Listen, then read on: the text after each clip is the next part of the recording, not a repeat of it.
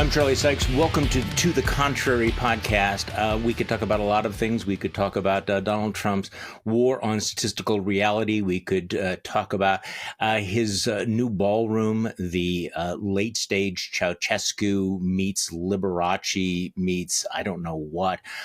But I wanted to do something a little bit different today. I wanted to go back to the story that Donald Trump does not want to talk about, the story that he cannot shake. And I want to do it in a somewhat different way. So we are very fortunate to be joined by Tara Palmieri, who has been covering this story for so long. Tara, thank you for coming on the podcast, first of all. Okay, thanks so much for having me, Charlie. It's such a pleasure. Been admiring your work for a long time, so thanks for having me. Well, thank you. And I would strongly urge people to subscribe to Tara's newsletter, The Red Letter, which has been covering this in a different way. And I told you right before we started this that I was really struck by something that you wrote about your coverage of the Epstein story. I mean, the story's massive. It's power, corruption, secrecy at the highest levels.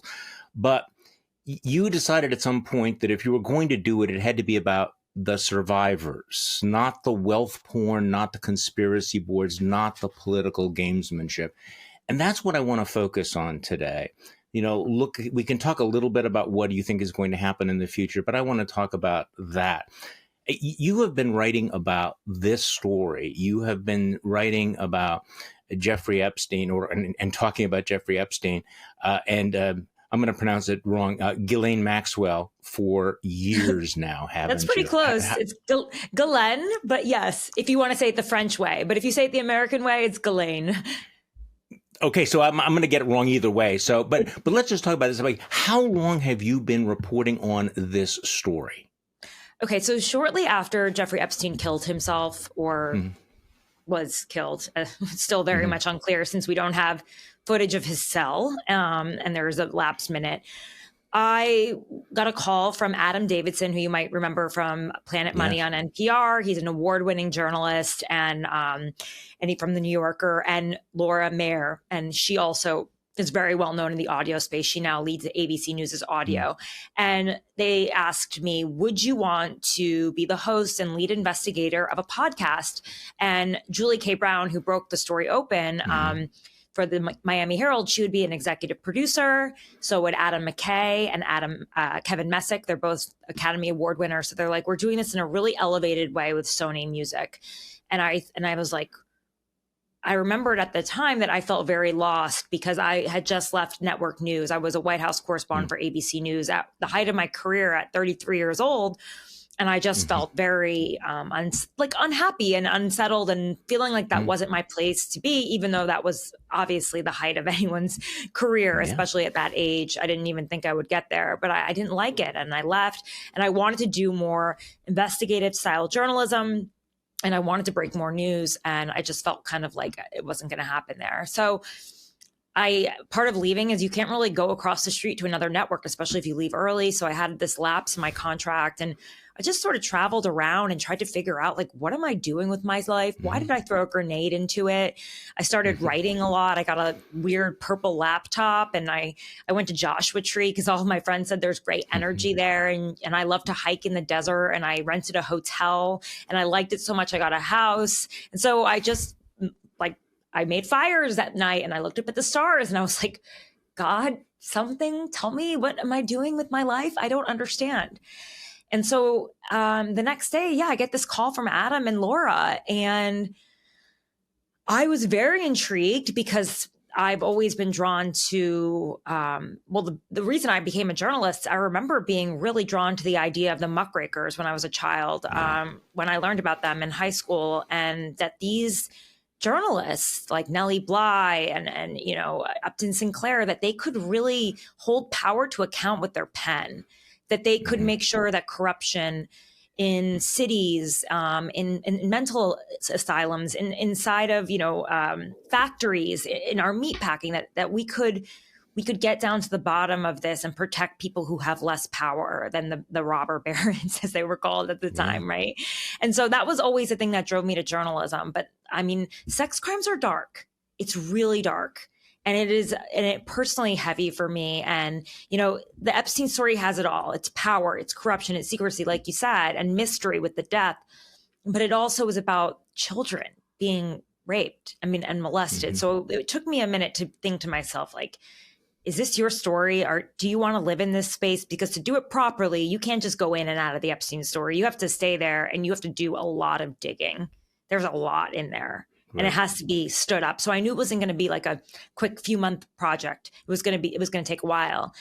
And I thought about it. I kept hiking, and I was like, you know what? I feel like this is an important story to tell, but it has to be told through the eyes of the people that were there, the women, the children, the victims. And we can't forget their pain and the way that their lives have been so broken because of it. Yeah. And it's called Broken, Jeffrey Epstein, because for so long people will say, for a minute, let's reflect on the survivors for a minute. And it's like, just for a minute, right? Let's just reflect on the people who, by the way, when you look at the number of women who have been compensated from the victims fund that they have out there, so many of them have killed themselves.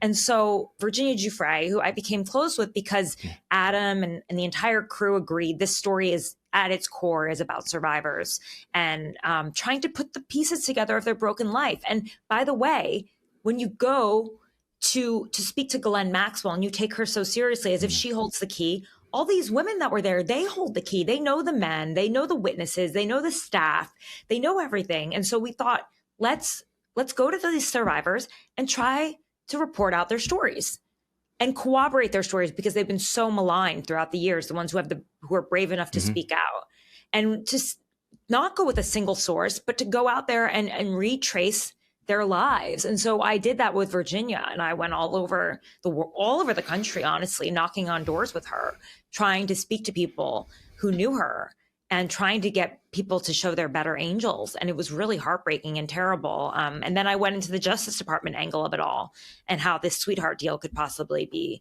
put together. But yeah, it was a lot of just like shoe leather journalism, which I missed doing from my time at the New York Post. And it felt dark but at the same time really gratifying when it came out. But it kind of, because people were burnt out on Epstein and COVID, it didn't really hit with the bang that I hoped. Right. Like there was a lot of stories that came out because we did get some witnesses who had never spoken before to speak, but it didn't move things the way that I had hoped. The next one I did on Ghislaine Maxwell actually was a hit. It was the #1 podcast across the world for weeks and weeks and weeks because she had just been arrested.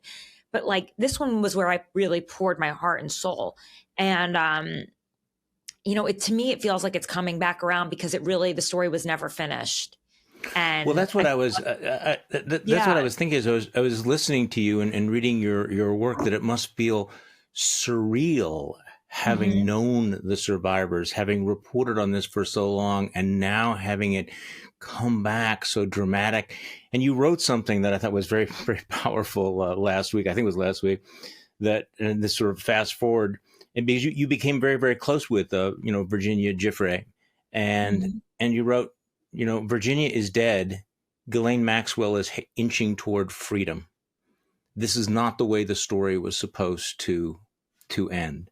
So, give me some sense of having traveled around the country, talked to the survivors, know exactly who and what Maxwell is. This moment that we're in right now, where the survivors, many of them have not survived, committed suicide. And yet Maxwell appears, was just transferred to a Club Med facility, and certainly possible that she's going to get a commutation or a pardon. It feels like not the way it's supposed to be. No, and it really breaks my heart. Even when you said that, you read my words back to me. I felt chills, because I did know Virginia, and I did travel around with her so much, and I was really inspired by her in a lot of ways. I was inspired by her ability to see light in so much darkness. I remember when Jeffrey Epstein's houseman let us into his house, and he let us talk to him about what he saw. And this is a man who chauffeured children back and forth from their homes, from their high schools to Jeffrey Epstein's house. And did he remember her? Of course, yeah. He remembered Virginia. Virginia was so much a part of it. Like she's all over the flight logs. And he let us in and he talked to us. And I remembered just feeling incredibly depressed hearing them talk about their lives, and he was acting like he was enslaved under Jeffrey Epstein. And it was just like as if he had no will, no free will. And the depravity and all of that, he just felt like he was the man who, by the way, had been cleaning off the sex toys and cleaning the sheets and driving the girls around and talking even on camera, on record, as I'm recording this, about how young they were. And it made me just so sad. And Virginia, when we left that interaction, we spoke to us for about a half hour. This is pretty crazy, Charlie. The feds actually called, the FBI called while we were talking to him. And you can hear it in the video, in the audio. He picks up the phone. He's like, it's the FBI. And they're calling and talking to him. And later that night, Virginia's phone just explodes. It's probably from being pinged by cell towers. Mm-hmm. So they were obviously following us around. And so that was very creepy. There were so many creepy elements to the story. But she, when we got back in the car, I was like, well, Virginia, how do you feel? Yeah. And she was like, he remembered me. He wanted to talk to me. He acknowledged me. And this is after so many people just chose to say, who are you? You don't exist, like Prince Andrew, right? Or, the chefs or the cooks, or like so many people now who she knew and were such a big part of her life when she was enslaved by them for 2 years. Finally, one of them was like, oh, Virginia, you look so beautiful. And that to her, like, that was all she wanted. Instead of me, where I was furious at this man. I mean, I'm a journalist, but I was just like, you disgust me. Well, tell me about Virginia. Tell me about who she was. How old was she when she got involved in this, and why did she choose to come forward? I mean, you spent a lot of time with her, so give me some sense of who she was, because I think we need to know more about these survivors, these little girls who experienced this and are now grown women, many of whom are suffering greatly. So just tell me a little bit about, you spent a lot of time with her. So what is it? Yeah. Who was she? Okay. So Charlie, like so many other victims of sexual assault, she was sexually assaulted at a young age, 7 years old, by a family friend. And so a lot of predators can almost smell this on them. They know that these are children who have not been protected in the past, who don't have boundaries, that don't understand boundaries, right? And would probably be more likely to talk to an adult, or just don't have parents that are really that great. I mean, she lived on the other side of the Intracoastal, that's what they would say, because the other side of the bridge, Palm Beach Gardens, and there were trailer parks. And it's just such a disparity of wealth when you look at that. And Virginia, she was working at Mar-a-Lago, where her father also did some odd jobs. And she worked in the spa as a spa assistant. And she was reading a book about how to become a masseuse, because she thought that could help her get away from this world that she lived in, right? And, Ghislaine Maxwell sees her. She's beautiful. She's young. She's got these big blue eyes. And Ghislaine says, what are you reading? Because this is what Ghislaine did. She was posh. What, she's 14, 15? How old is she then? She was either 16 or 17. It's unclear. Okay. Because Okay. She's changed. Her story has changed on that, and people have used that against her. But then I thought about it, and I'm like, if people tried to nail the date of something for me when I was 16 years old, I would be like, what? Do you know what I mean? Right, I don't even remember my 20s, let alone my teens. But and so it was either 16 or 17 between the years of 1999 or 2002. It's either 1999 and 2000 or 2000 to 2002. Regardless, President Trump had not shown a problem with this at all. And she actually met Trump through Epstein.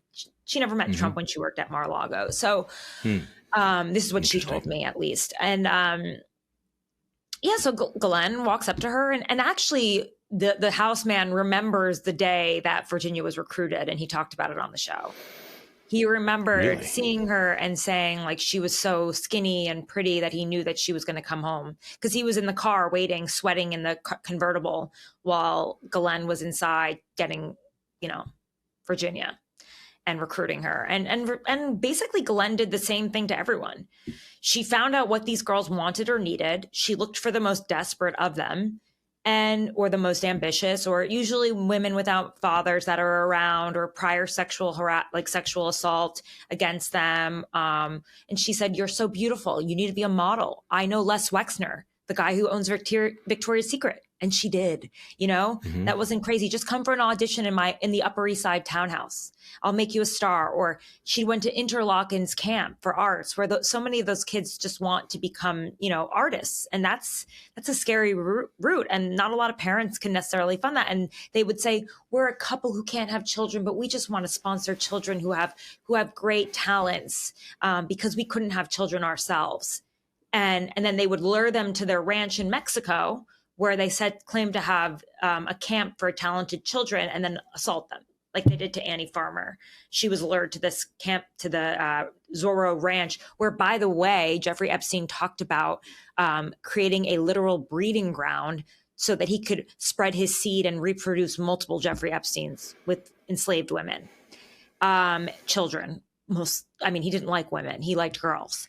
So this is like a very depraved couple that preyed on people. And Ghislaine had a little Yorkie named Max, and she had a chauffeur, and she was posh. She went to Oxford.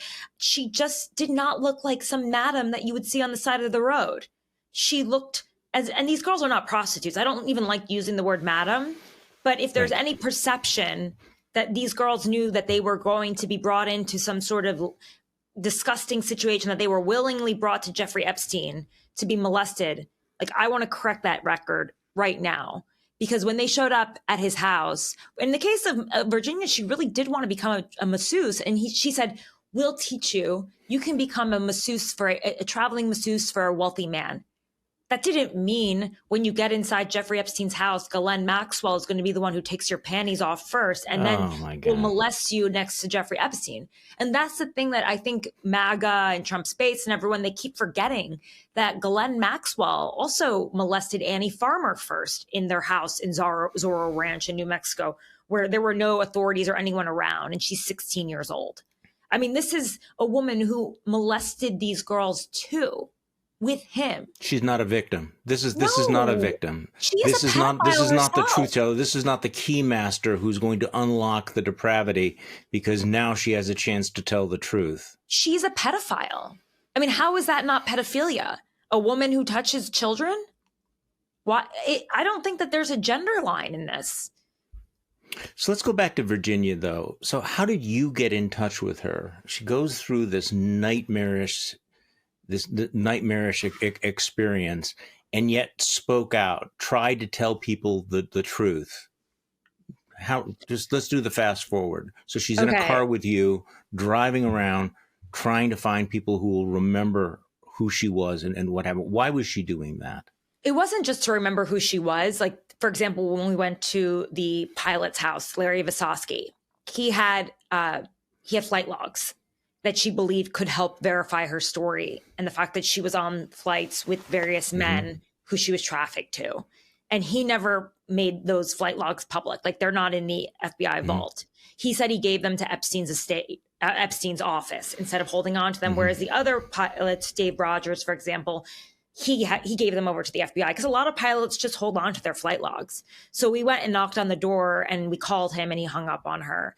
Nice. Just because she was like, you have evidence. I know this. Like, she's smart. She knows how to fill up. All of them knew how to complete their own stories. They knew who was there. They know who saw them. We went to Juan Alessi's house because we knew that he was an eyewitness. And that was why we went there. We tried to speak to the chef, Adam Perry Lang, who is a famous chef, by the way. He's been on Oprah. He's best friends with Jimmy Kimmel. He had a very popular restaurant in Los Angeles called APL. And when we went there, John Hamm was there with him, eating in the back of the restaurant. So this is like a very famous chef who was actually the chef for Jeffrey Epstein for many years. And he never said that, even in his book.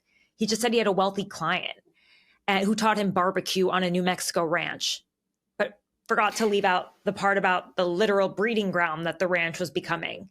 That was the goal for it. So it's like, and he wouldn't speak either. He basically said, oh, my lawyers will talk to you. Same with the prosecutors. Like, I didn't go to Virginia to talk to the prosecutors. And when I would go to these prosecutors who were involved in the case, the 2008 sweetheart deal. I mean, they recommended 60 federal charges against Jeffrey Epstein, and it went down to 0. And I said, how did that happen? 0. And they were like, these lawyers told me to talk to their lawyers, right? There was just, and then I asked their colleagues who were just in the office at the time, wondering if they gleaned anything from it. And so many of them said,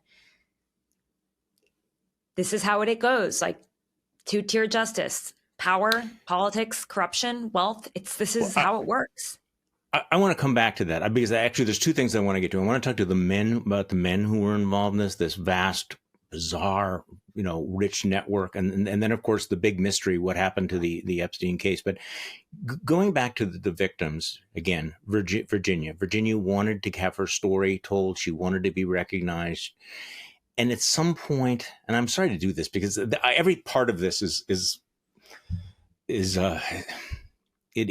upsetting, but yeah, it's you describe her as, seeing the light, that you couldn't find any heroes, but she did.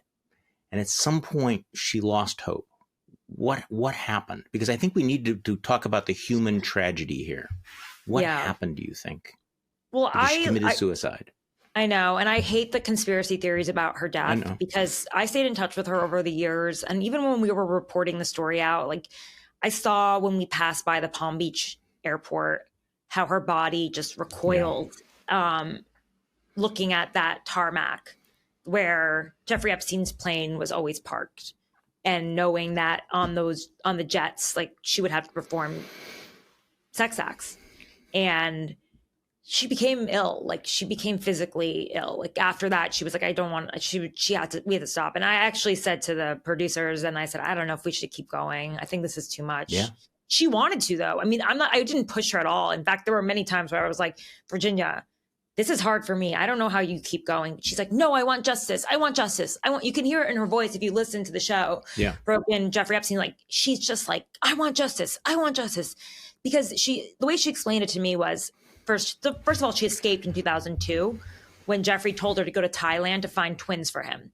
So she goes to Thailand, and because he would often do this, like tell her to go here and there and find girls for him.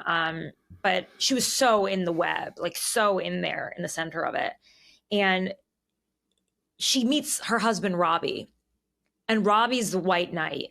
He comes in there and he's like, Virginia, this is terrible. You cannot go back there. This is horrible. And I think she was 19 at the time when she met him, or 18. It was like around those years. And he says, I'll take you to Australia. You'll be so far away from these people. You never have to see them again. And of course, this is a girl who has been sexually trafficked and abused and for really through her whole life. And she looks at him and she's like, he's my savior. And really, even at that time, the way she talked about Robbie was that he was sort of her savior, like there to that when we worked together. But then when I spoke to her last in February, around the time that the Bondi, classified documents came out, classified, those were really just Virginia's, by the way, court docs in the civil case with Glenn. She told me their relationship had fallen apart. They were heading towards a divorce. There were custody battles, which are totally normal in divorces, by the way. He was abusing her and treating her horribly, and they were living separately, and it broke her heart because she was afraid to lose her children.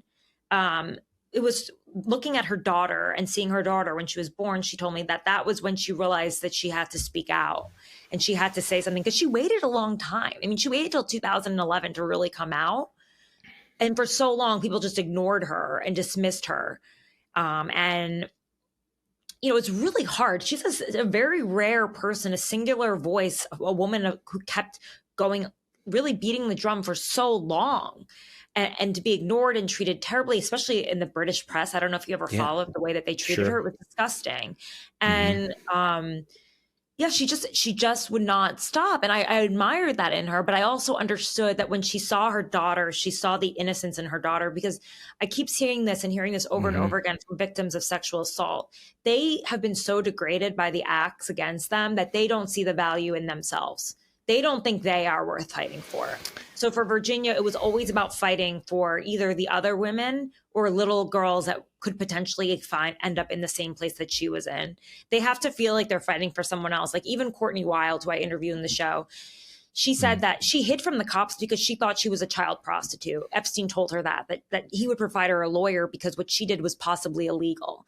And she thought that when the police and the FBI and the prosecutors and all of these investigators, the FBI, they were coming for her, not to get information for her on Epstein. So she hid from them. But then finally, this very smart prosecutor, Marie Villafana, who did a very extensive investigation, recommended 60 charges, by the way, she left those documents. She left a deposition from her best friend.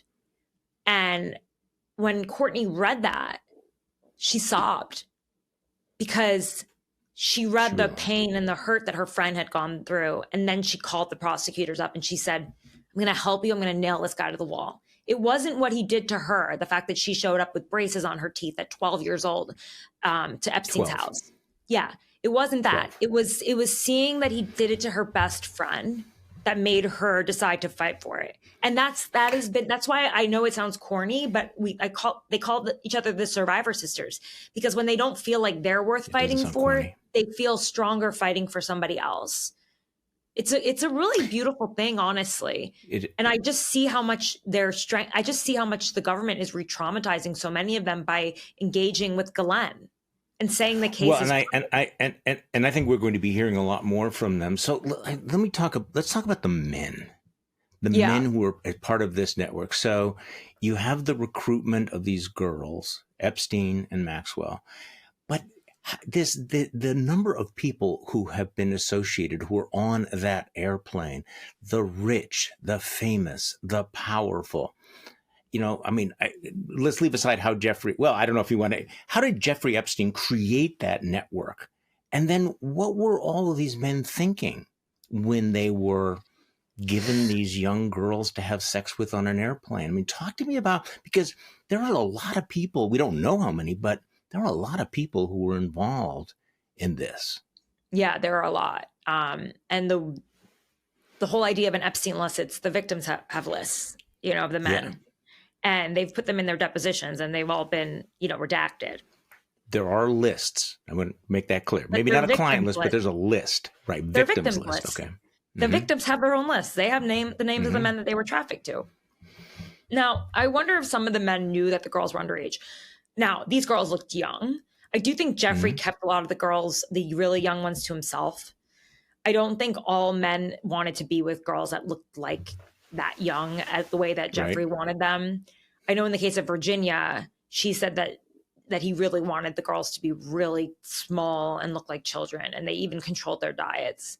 And I know, Virginia was trafficked to many men. And I think it was a part of a honeypot scheme, honestly. I think it's that simple as Jeffrey Epstein using kind of old KGB tactics where he creates this bacchanal style environment that Ghislaine Maxwell actually helps foster with her, naughty, raunchy birthday book. And I did another piece on this about the song they played at the 40th birthday about the schoolgirl crushes and the 24-hour erections. This was a song that Ghislaine Maxwell had commissioned for Epstein for his 40th birthday that was sung aloud before his powerful friends at their townhouse. So this was sort of just like the depraved nature of hanging out with Jeffrey Epstein. So you go and hang out with him and you think everything's cool and safe and fun. And this is the Jeffrey Epstein experience, right?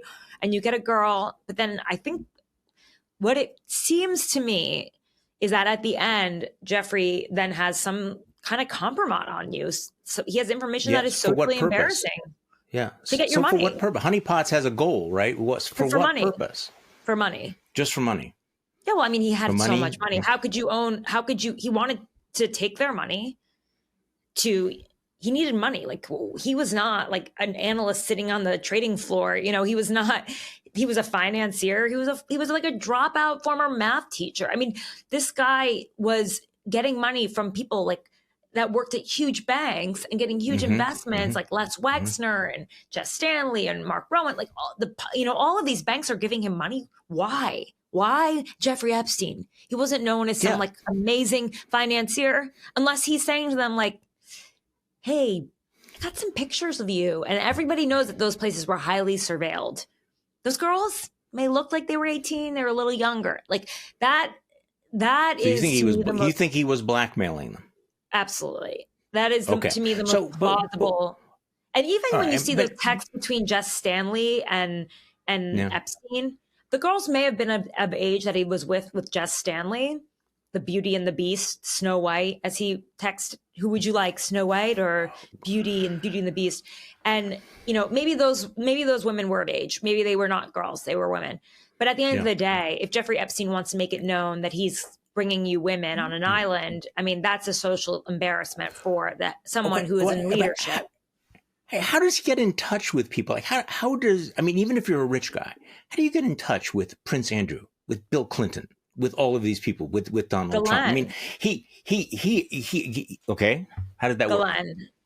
Ghislaine Maxwell's, I mean, she was born into insane, into a very powerful father. He owned the New York Daily News. Her father owned it. He owned the Daily Mirror, one of the most famous, newspapers still in the UK. He owned MTV Europe. He owned Macmillan. He owned, he was a larger than life figure. I would compare him to a cross between Donald Trump and Rupert Murdoch, and she was born into that. So imagine if someone like Elizabeth Murdoch had dated this guy, then you would understand why he had that Rolodex. Okay. So she also gave him the veneer of acceptability in these spaces. He actually introduced Les Wexner to his wife. Les Wexner, who owns Victoria's Secret, to his wife, Abigail. They were very close. He managed Les Wexner's money. That's a huge client, bought his $20 million townhome for basically nothing.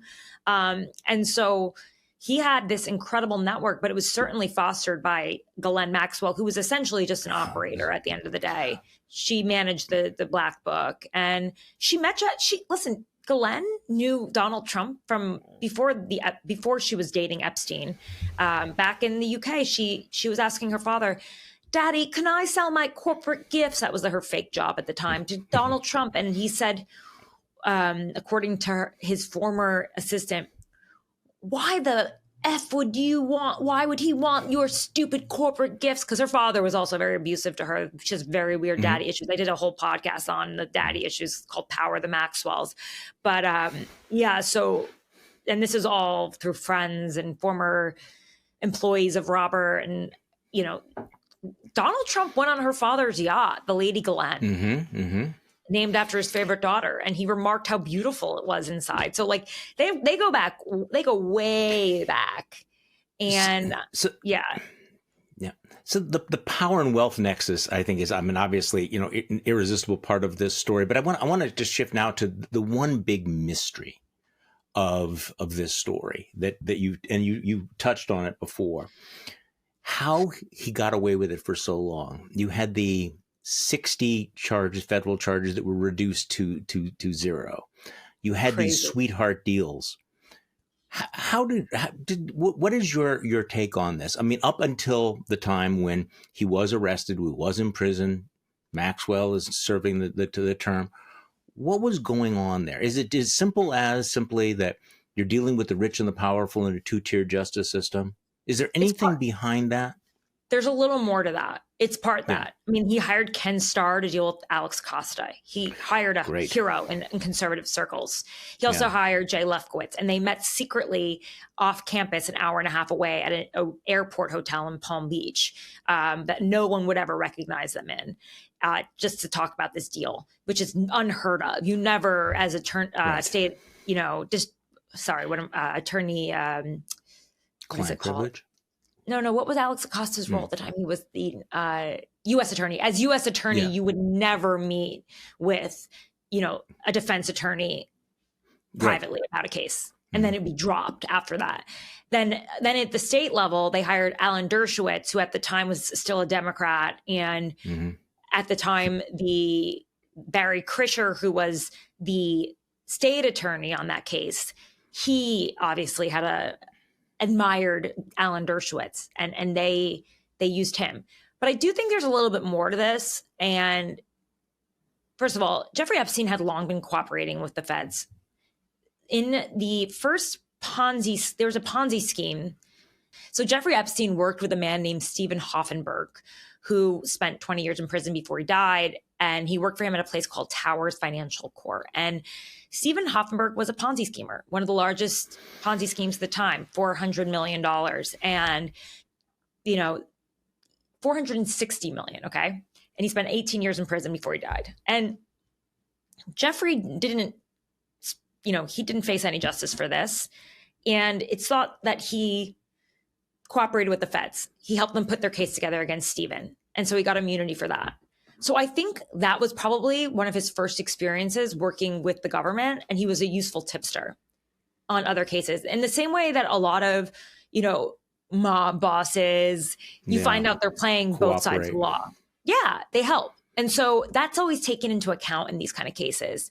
You know, there's a document that shows that he cooperated with the FBI on one thing so that he could get his forfeiture of his seizures back, the forfeiture of his assets back, essentially. And so I believe that he was always helping out the law enforcement community in some way throughout his life. And I think that gave him some leniency.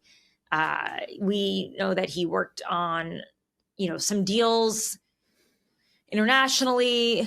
He was always talking to foreign, you know, princes, dignitaries, businessmen, and he may have, as a American businessman, offered information to the CIA, just as voluntarily, not as a spy or not as an asset, but just as here's a tip I'm going to pass along. And people take kindly to those things.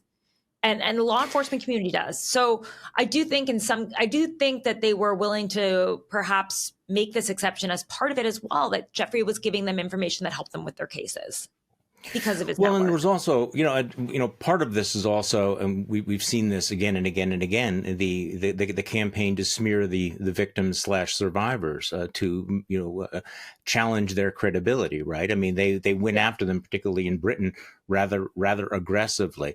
So, okay, let's come up to the current day. What do you think is going to happen now? You know what? Before I ask that question, why is Donald Trump, and we have not talked about him yet much, why is he so adamant not to release the Epstein files? What is it that he does not want people to see in the Epstein files that we don't know? I think that Donald Trump obviously we know that he's been told that he is in the files by his own attorney general. That's been reported. Right. And which we knew. Yeah, we knew that. So in what context, right? We already know that he's in the little black book 14 times, right? We know 14. That he's in the flight logs. So what else? Question mark. Exactly. That's what we need to know. Perhaps that book with the birthday tributes would be revealed, right? Because that triggered him. That would be probably in a seizure that the FBI would probably raid the house and find that. And so that is something that I would think, he would be unhappy to have that be released. But then also the people, the network around Jeffrey Epstein, an incredibly powerful network. And I do think that would also probably be dangerous for Trump, even though most of the people are Democrats, to be fair, like a lot of them are, but that was still his network. He was a Democrat when he was hanging out with Jeffrey Epstein. Well, I thought it was very interesting that that Wall Street Journal report on the birthday card. I mean, I thought it was incredibly sleazy. It was certainly not a massive bombshell, but it triggered Donald Trump to the point that he is going to legal war with Rupert Murdoch about it. So there's a level of sensitivity. It's also rather extraordinary because Donald Trump has gotten away with so much so far. I mean, right? He's been found guilty of liable for sexual abuse. He's done all of these other things, and it has not hurt him.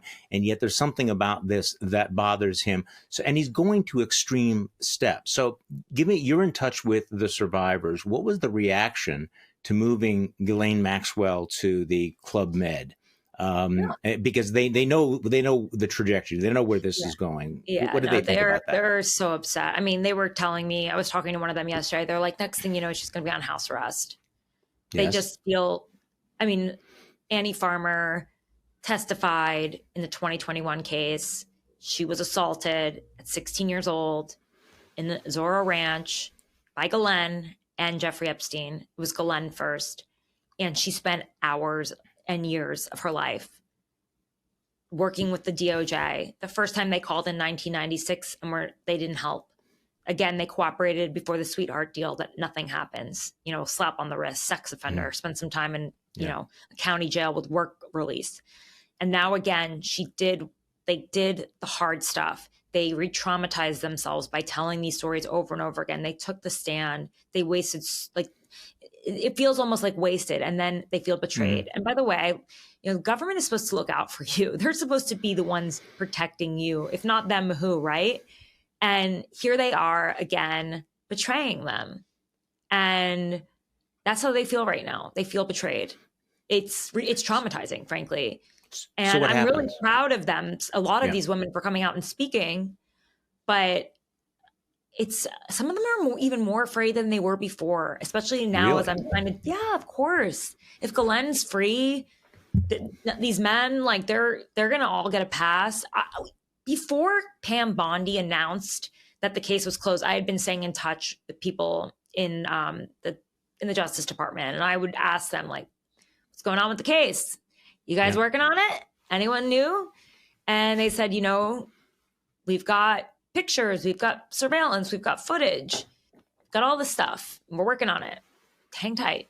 These, and I assumed, these are the best defense attorneys in the world, right?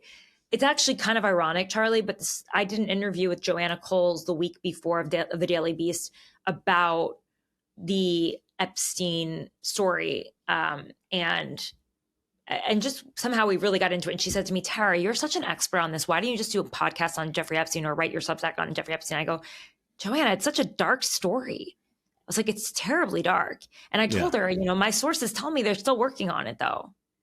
They just know that they have to, I remembered Virginia told me that they brought her to the FBI, Stan Pottinger, her lawyer, and she went to the FBI to try to identify her body in pictures that they had of her with men. And it wasn't her, it wasn't her body. But the fact that they even asked them to come in there to identify them means that there is evidence. And I told her So is that what Donald Trump's afraid of? Is he afraid of photos? Is he afraid of surveillance footage? I personally don't. No one has ever told me that they were trafficked to Donald Trump. So I can't personally speak to that. But I mean, you heard him. I'm afraid of the innocent getting in trouble. Who are the innocent? He's not thinking about the girls. I mean, he's thinking about the men, the guys. And so I said to her, this is going to come out. And it's so crazy because we put out that podcast on my channel, the Tara Palmieri Show, on the, I think just around the day that the Pam Bondi came out and said case closed. Yeah. And I went to my source. I said, what happened? Source said, we gave the DOJ everything we have. And I was just like, what do you mean? Case closed? What? So what happened? I heard you say the other day, I think it was to Terry Moran, that you were speculating about a possible pardon dump, Diddy and Maxwell and somebody else. George Santos, another one. George Santos, which I don't think would distract from all of this. If that's Trump's play, you don't think the Diddy stuff would cause outrage and the moral lines would all be blurred because there's a lot of discrepancy in how people feel about the three stories. Right. But I think that it would be an amplifier, that it would amplify what the hell is Trump doing. And I guess the question is, will the survivors then speak out? Will there be a backlash that will make them, somebody used the phrase household words. I mean, they've been telling their story. You're saying that they feel frustrated about all of this. But if she walks free as part of this deal, will that be one of the consequences, that all of the stuff we have been talking about becomes front and center in a way that it's never been before? I think that President Trump believes in his ability to change the news cycle, and he probably wants her out. And that he does not think this is going to dog him forever. And that's what he thinks. Yeah, I don't know. I mean, my fear is that if the victims see her walk free, they know that they don't have anyone. They have no support. They have no one behind them. And they'll become quiet. Some will speak out. I think so. Yeah, I do. I'm already seeing it. People are afraid. It's just the shifts. There is no more justice. We don't live in a place, not that there ever was justice, but we don't even live in a place anymore where people will pretend there's even justice. Like, not even create a veneer of it. So, okay. Yeah. I have some dark moods, Tara, but that is really dark. Yeah. Yeah, no, this is a scary spot to be in. This is a scary place. And that's why I'm like, let's not get so obsessed with was he CIA? And like, I am going to go into that in some of my reporting. I mean, if you follow me, the Tara Palmieri show, the Red Letter, I am going to go into my, go into what I was talking about with Jeffrey Epstein's relationship with intelligence circles and how he may have used that for these deals. And I definitely want to explain more about the psychology of Ghislaine Maxwell so that people really understand what type of criminal mastermind she was and how she was created. Because I think if you understand how she was created from her father, from this really dark, evil person, you will understand how she has the capacity to do what she did. And you will not see her as the victim that she claims to be. I think I'm going to try to make that clear. And I'm going to try to keep reporting the story. But like, and not just that, the fact that Trump can slap the Wall Street Journal with a $10 billion lawsuit, which I'm sure he's going to drop. But, that's also created a really big chill because he can slap the Wall Street Journal with the lawsuit. But he can also slap a victim or a survivor that wants to speak out with a defamation lawsuit. Or you and a journalist that's not with a big news organization that doesn't have Rupert Murdoch behind them. So it's a scary time to be in right now. It is a scary time, and yet Donald Trump does believe he can change the news cycle, but he hasn't so far. And I'm looking at public opinion polls showing 70-80% of Americans who think the government is covering something up. So this is the one time when he has not been able to use that playbook. Yeah. You don't take any hope from that? I do. Listen, I don't know why I'm still a journalist after all these years and the back and the twists and turn in my career. I love what I do, obviously, but you have to have those checks every day in your life where you're like, am I doing the right thing? Because as you said before we even started, this stuff is hard, right? And I've always said this is the most important story of my career. I said that even before it came back around, that it was the most meaningful. And the fact that it's come back around, I do feel like a responsibility to keep pursuing it and make sure that people understand the full depth of this story, and to keep reporting on it. So I'll do my part in terms of, and I'm not motivated by politics. Like I really am not like, let's take down Trump with this story. Like I'm not that type of journalist. I really am not. I just believe in justice. And I found it to be very, very infuriating, this whole idea that the case was closed and that there were no third parties and that we're all supposed to believe that. And that really bothered me. And some of the language that's being thrown around, like Virginia being stolen, it's just it's dehumanizing.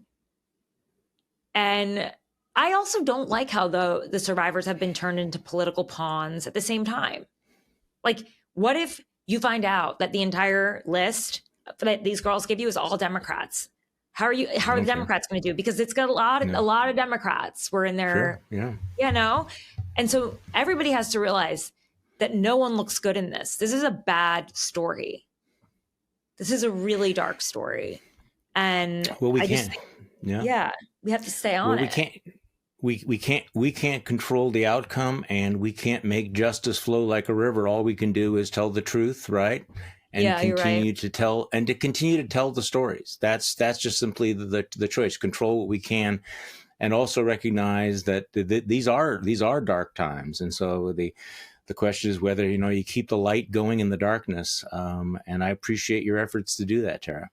Thank you. And Charlie, thank you for, having me on and to talk to your followers and your fans. Just because I feel like the more people who know it and understand it, the better. And people have asked me really simple questions about it, but why is this a problem? And I get kind of angry and I'm like, why do you not see it as clearly as I do? But I do think the more that they can see it through the eyes of somebody who is a victim, I think that they'll be able to understand why why this can't go away. I mean, and then, I agree. Yeah. Yeah. That's why it's so important, is to put the lens of the survivors, remind us with, as opposed to the usual sort of pundit talk about, well, what do the polls say? What are, what are the, what are the implications for the midterms? No, actually, can we just talk about what happened to these human beings, to these young girls, and what it means? Can we just take a moment to focus on that? And I think you've done an outstanding job. So thank you so much for coming on the podcast. Thank you. Today. Thank you. And maybe, hopefully next time we'll have some great updates. And yeah, we will have updates. And thank you all for listening to this rather extraordinary episode of To the Contrary podcast. I'm Charlie Sykes. We do this because we need to remind ourselves that no, we can't control the outcome, but we can remind ourselves that we are not the crazy ones. Thank you.